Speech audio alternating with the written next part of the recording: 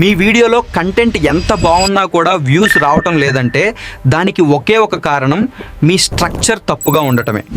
చాలామంది వీడియో అయితే స్టార్ట్ చేస్తారు కానీ ఎక్కడ మొదలు పెట్టాలి, ఎలా ఎండ్ చేయాలి అన్న క్లారిటీ లేక కన్ఫ్యూజ్ అవుతుంటారు. అందుకే నేను ఎప్పుడు ఒక సింపుల్ ఫార్ములా వాడతాను. అదే ఈ 9 క్లిప్స్ ఉండే స్టోరీ స్ట్రక్చర్ ఫార్ములా. ఈ స్ట్రక్చర్ వాడటం వల్ల వీడియో చాలా ఫాస్ట్గా మూవ్ అవుతుంది. దీనివల్ల చూసే ఆడియన్స్ ఎక్కడా బోర్ ఫీల్ అవ్వరు.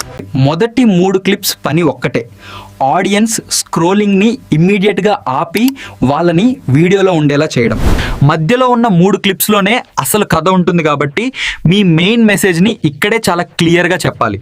చివరి 3 క్లిప్స్లో వ్యూవర్ నెక్స్ట్ ఏం చేయాలో క్లియర్గా డైరెక్షన్ ఇవ్వాలి, లేకపోతే వాళ్ళు సబ్స్క్రైబ్ చేయకుండా వెళ్ళిపోతారు.